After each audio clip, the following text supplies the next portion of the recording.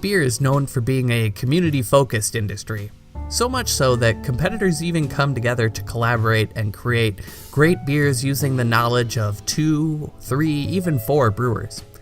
In fact, this happens so often that the 5th annual Collaboration Beer Festival just happened last month. Collaborations can be experimental or educational, weird or wacky, sublime, and oftentimes surprising. Usually the beer turns out beautifully, a showcase for the 2 or 3 or 4 breweries involved. But every once in a while, a collaboration brew can turn into a process that doesn't land with grace. Not because the beer came out bad or needed to be dumped. No. Even successful beers can create some awkward situations or spark difficult conversations between brewers that were once close enough to come together and brew great beers together. In this mini-series, we're going to tell some of the stories of craft beer collaborations gone wrong, and what these stories teach us about life, business, and of course, beer. Chapter 1. Too much success. Although collaborating on beers is a popular thing to do, brewers aren't exactly trying to create their next flagship beer while working under a collaborative scenario. The reasons behind this are many, but they include things like making sure the other brewery doesn't have the recipe for your best beer, or ensuring that you have full legal control over the name of the beer moving forward.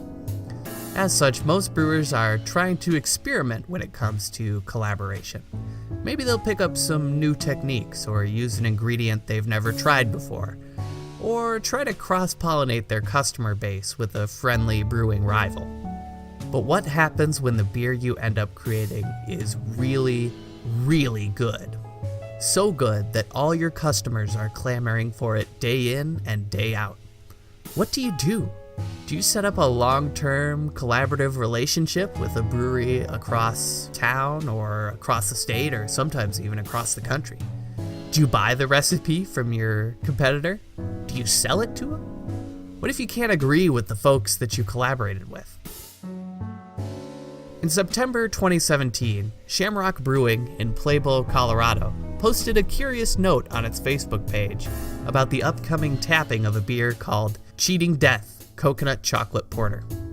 As you know, our collaboration with Oscar Blues was a huge success, the brewery wrote. So much so, Oscar's decided to trademark, mass produce, and distribute. It is uncertain who owns the trademark, but since the recipe changed so much, we do not want to have any confusion. So what better name than Cheating Death? I think we got our point across. Man, that isn't exactly announcing your latest beer to great fanfare. The message was a reference to Death by Coconut, a beer that Shamrock and Oscar Blues teamed up on way back in 2014 for the first ever collaboration fest. It was an Irish porter aged on coconut and dark chocolate. The beer was a clear standout at the festival, and fans demanded that Oscar Blues, which had hosted the collaboration brew day at its spot in Lyons, make it again. And fans kept demanding it. So much so that Oscar Blues began to tinker with the recipe to try to make it something they could brew more often.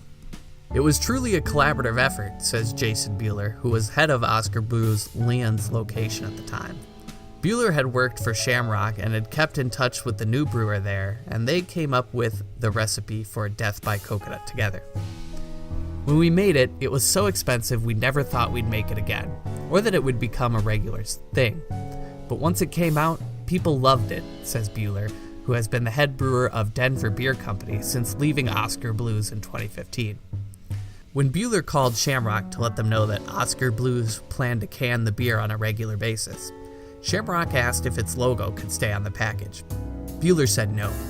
Shamrock also asked if it could continue to use the Death by Coconut name. Again, Bueller said no, saying it wouldn't make sense for the two breweries to make a beer with the same name.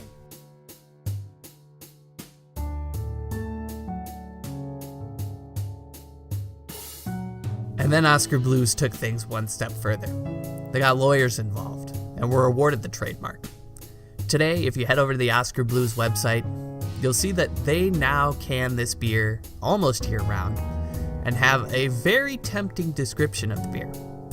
Noticeably absent, however, is any mention that this beer was a collaboration with Shamrock. It doesn't even mention that it started as a collaborative beer at all. As a veteran of more than 100 different collaborations over his career, Bueller said that the subject of who gets the rights to a beer has never once come up. That's just not something breweries worry about. We are worried about having a good time and learning from each other. That's pretty easy to say from the side that seems to have gotten the much better end of the deal. And trust me, there were a lot of spoils in this contest. Oscar Blues took home a Great American Beer Festival silver medal in 2014 for Death by Coconut. And the beer later became a huge national success in cans for the brewery, putting Oscar Blues on the map for beer nerds like me and many online beer reviewers. Seriously, insulated beer nerds like me from Minnesota have heard of Death by Coconut and Oscar Blues. Meanwhile, I had no idea Shamrock even existed before researching this story, much less that they had a hand in one of the nation's favorite beers that features coconut.